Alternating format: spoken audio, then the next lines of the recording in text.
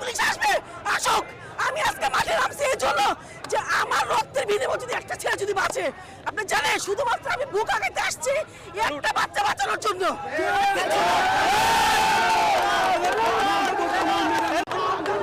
আমার আজকে বের হওয়াটা কিন্তু শুধুমাত্র এটা প্রতিবাদের জন্য। আমাদের সোনার ছেলেরা ঘরের মধ্যে এত কষ্ট করে বড় করবো, আর এই সমস্ত সেনাবাহিনী, বিমান বাহিনী, নৌ বাহিনীগুলো বাদ দিলাম, এই পুলিশের মতো ছোটখাটো মানুষের গুলিতে আমার সন্তান, আমাদের সন্তানরা যাবে, এটা কোনোভাবেই মানা যায় না, কোনোভাবেই মানবো না। এই জন্য আজকে আমাদের এখানে বের হওয়া।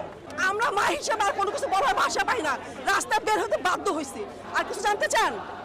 সমাধান এই হাসিনা নামা পর্যন্ত কোনো সমাধান নাই।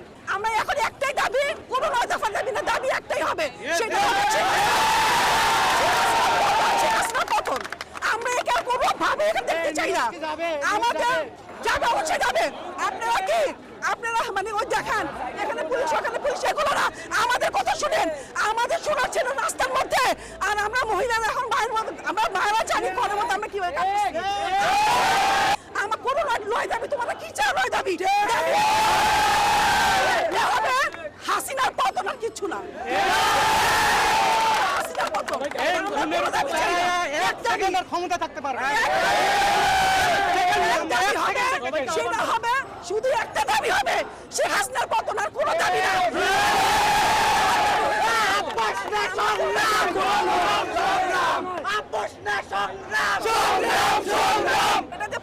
পাগলও বুঝে যে সাইদের মৃত্যুটা কিভাবে হয়েছে, আর এই মৃত্যুর পারপাসে যে 16 বছরের একটা ছেলে যে 12 দিন জেল খাটে আসলো, মানে এটা সবাই বুঝে। একটা পাগল রাস্তা এখন সেটাও বুঝে।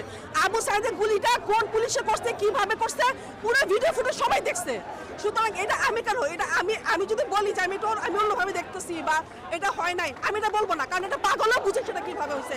আমাকে না জিজ্ঞেস করে, পাগলকে জিজ্ঞেস করেন, পাগল ভালো মতো বলতে পারবে যে আমার সাথে মৃত্যুটা কিভাবে হয়েছে।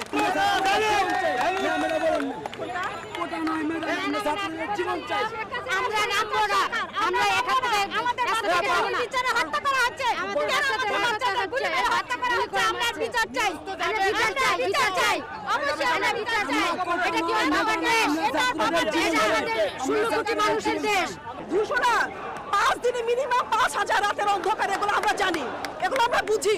5 দিন নেট বন্ধ করে 5,000 লোক যে মিনিমাম 5,000, এর বেশিও হবে, 200 তো প্রশ্নে ওঠে না। এই সমস্ত জিনিস জনগণ এখন খায় না।